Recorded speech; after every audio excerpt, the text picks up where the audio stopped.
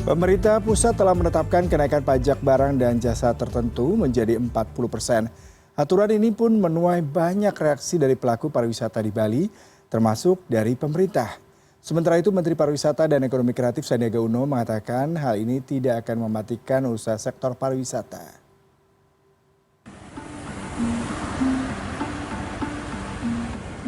Kenaikan pajak barang dan jasa tertentu atau PBJT menjadi 40% langsung menjadi perbincangan di Bali. Pasalnya, kenaikan PBJT atas jasa hiburan pada diskotek, karaoke, klub malam, bar dan mandi uap atau spa akan berdampak besar bagi pariwisata Bali. Dari deretan jasa hiburan yang bakal mengalami kenaikan pajak, suara pengelola spa yang paling riuh. Hal ini dikarenakan mereka tidak terima jika spa di Bali yang lebih sebagai terapi kesehatan dan kebugaran ini dikategorikan sebagai hiburan layaknya diskotik atau klub malam. Bahkan pemerintah Provinsi Bali melalui Dinas Pariwisata juga turut menyuarakan dan menegaskan keberatan atas hal ini.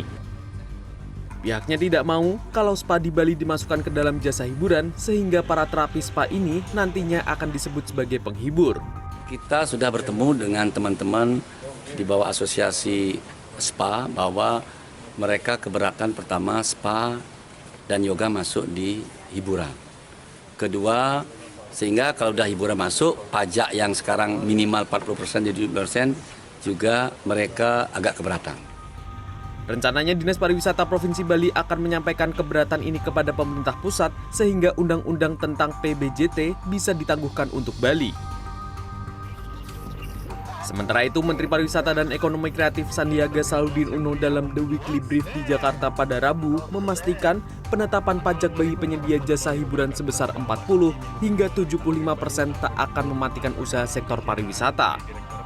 Pihaknya pun mengaku akan mensosialisasikan kebijakan tersebut kepada para pelaku usaha di sektor pariwisata, terutama penyedia jasa hiburan. Yang mana industri spa termasuk di dalamnya. Jadi ini yang tentunya menjadi perhatian dan kita akan bahas nanti kenaikan pajak ini dari 15% menjadi 40% di 2024 saat industri ini baru saja pulih pasca pandemi. Dalam kesempatan ini, Sandi memastikan pihaknya akan tetap memberikan kemudahan dan insentif kepada para pelaku usaha lantaran sektor tersebut mampu menciptakan lapangan kerja dengan jumlah besar. Sandi juga memastikan bahwa industri spa yang banyak di Bali tak akan gulung tikar akibat kebijakan tersebut. Tim Liputan CNN Indonesia. Assalamualaikum warahmatullahi wabarakatuh. Kita sudah memasuki minggu.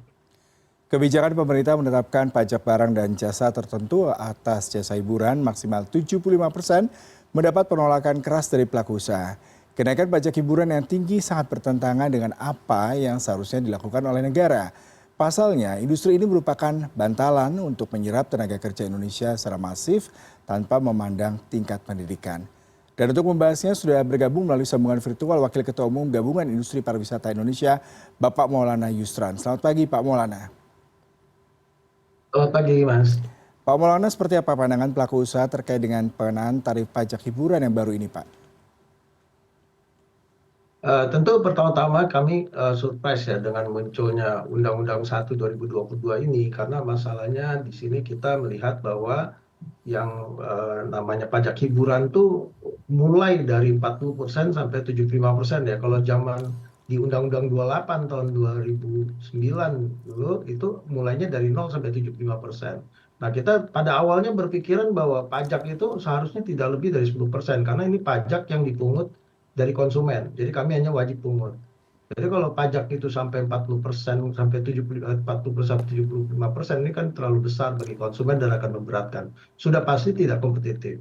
Yang kedua adalah pajak kita juga agak prihatinnya begini, bahwa sektor hiburan ini kan merupakan sektor yang labor insentif ya. Jadi justru membutuhkan banyak pekerja di dalam situ di tengah pemerintah juga sebenarnya menginginkan untuk membuka sebanyak-banyaknya lapangan kerja. Kita tahu pas masa pandemi ini dengan transformasi digital dan lain-lain hal, itu yang namanya lapangan pekerjaan itu harus terus kita galakan untuk terus dibuka supaya penyerapan tenaga kerja itu meningkat.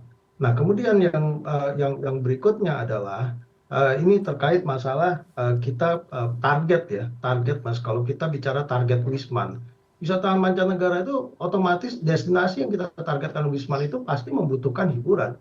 Ya sebagai contoh lah Bali, kan kalau kita juga perhatikan misalnya di Tiga Gili di NTB, ya kan kalau kita lihat sepanjang Pulau Jawa, siapa yang paling banyak menikmati hiburan itu adalah wisatawan mancanegara. Nah, kalau kita tidak kompetitif di negara-negara ASEAN, tentu target-target kita untuk mengembangkan pariwisata ini akan terhambat. Nah, kemudian yang berikutnya adalah bahwa di sektor hiburan ini kita juga bisa lihat bahwa banyak juga yang masuk ke dalam UMKM-nya.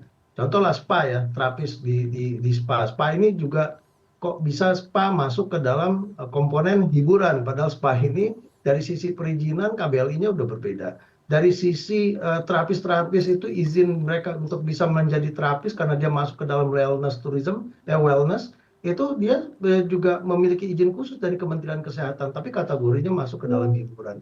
Nah, pelaku-pelakunya atau tenaga kerjanya itu masuk ke dalam konteks tenaga kerja yang bukan tenaga kerja yang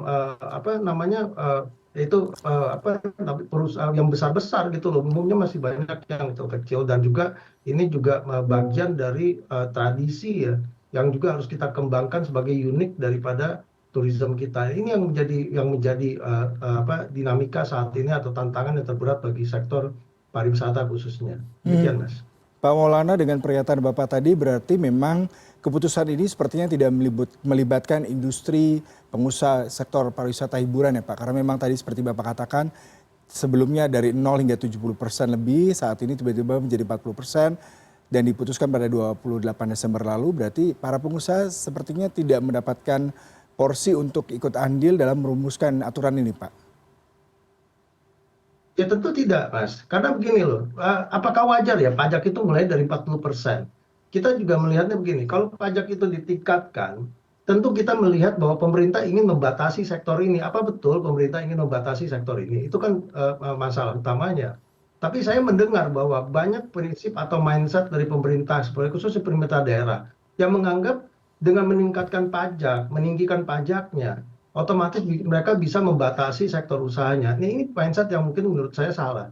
Kenapa begitu? Pemerintah itu memiliki kewenangan penuh kok untuk memberi izin atau mencabut izin. Dan bahkan yang harus dilakukan pemerintah itu adalah fungsi pengawasan kalau ada hal-hal yang tidak sesuai dengan karakter lokalnya gitu loh.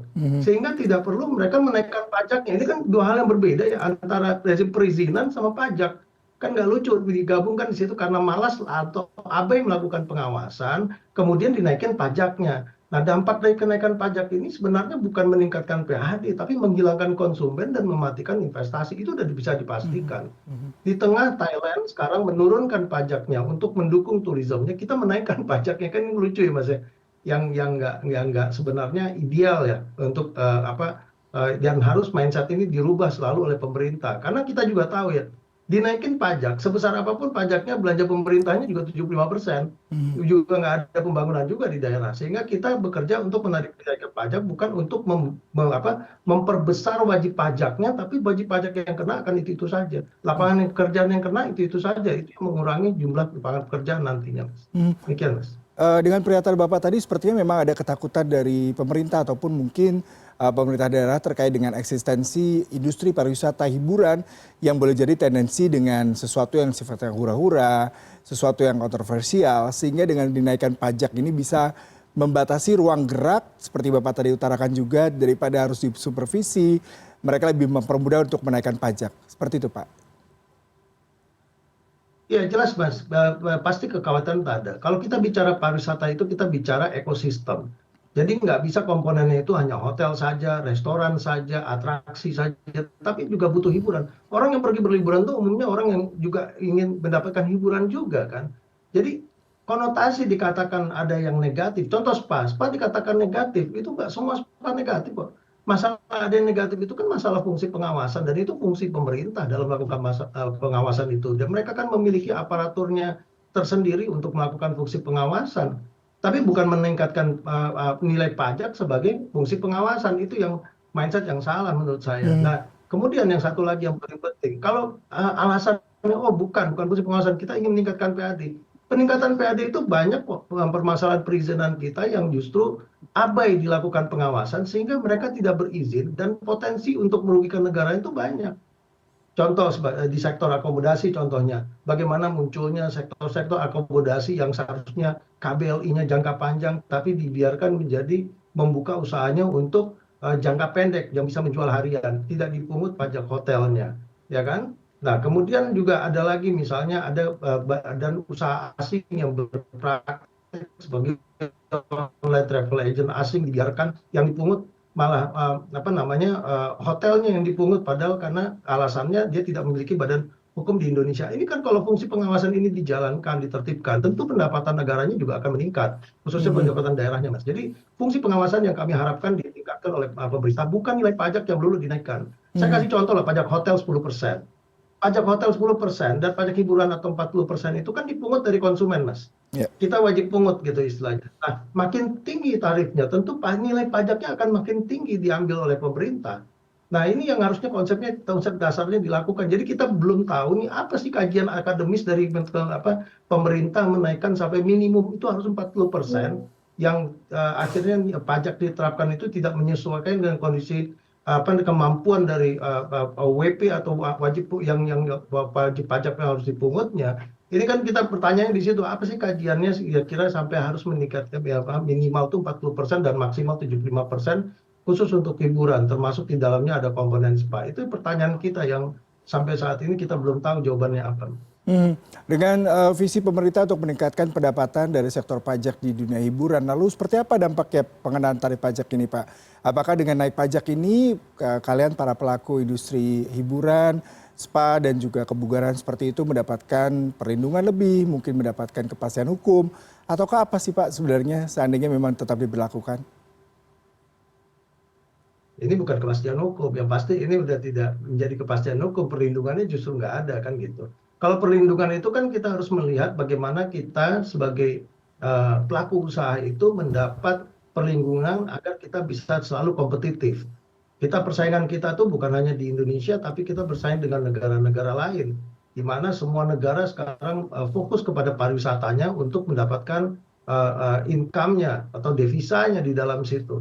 Nah, sementara pemerintah ingin meningkatkan pendapatan dari sektor pajak yang selalu melulu pajak, Mas. Itu yang saya bilang mindset-nya. Tapi kita paham bahwa pengawasan dari pemerintah terkait untuk memperbesar WP yang tadinya bandel itu justru yang abai gitu loh.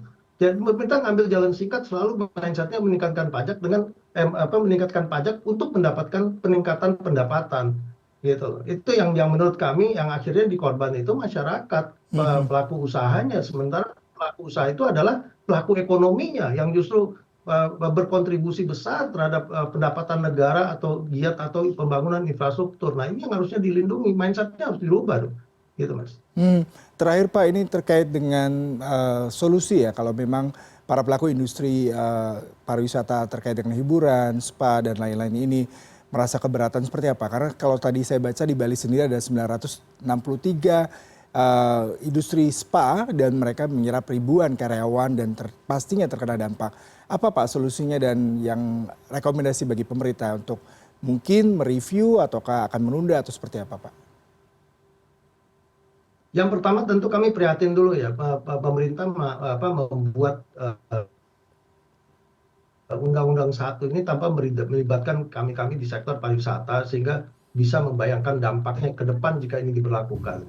Nah, yang kedua, karena ini sudah terjadi, Mas, satu-satunya jalan adalah judicial review. Nah, ini yang sudah dilakukan oleh kawan-kawan dari Asosiasi SPA ya, kemarin kami sudah mendapat laporannya, sudah masuk ke MK dengan judicial review, namun kami di Gabungan Industri Pariwisata juga, karena kita punya induk dari Asosiasi Pariwisata, yaitu GIPI, ini kita akan juga melakukan di sektor hiburan. Karena begini, memang banyak juga ketakutan dari kawan-kawan pelaku usaha ya untuk melakukannya sendiri langsung gitu loh, karena kekhawatiran mereka dengan terhadap macam-macam lah kalau kita sudah bertentangan dengan pemerintah. Dan disinilah asosiasi akan mencoba untuk memajukan juga yang untuk khusus yang hiburan. Karena kami berpendapat begini, Mas, tadi bahwa pariwisata itu adalah merupakan ekosistem dan kita membutuhkan hiburan itu sebagai bagian dari ekosistem pariwisata yang perlu didukung untuk menjadi satu kesatuan dan sehingga bisa menciptakan kompetitif competitive price juga di antara negara-negara lain. Demikian, Mas. Baik Pak Maulana Yusran, terima kasih untuk perbicaraannya. Semoga ditemukan titik temu win-win solution sehingga industri pariwisata, hiburan dan juga spa juga mendapatkan hal positif terkait dengan kebijakan ini Pak. Selamat pagi, salam sehat selalu Pak. Selamat pagi.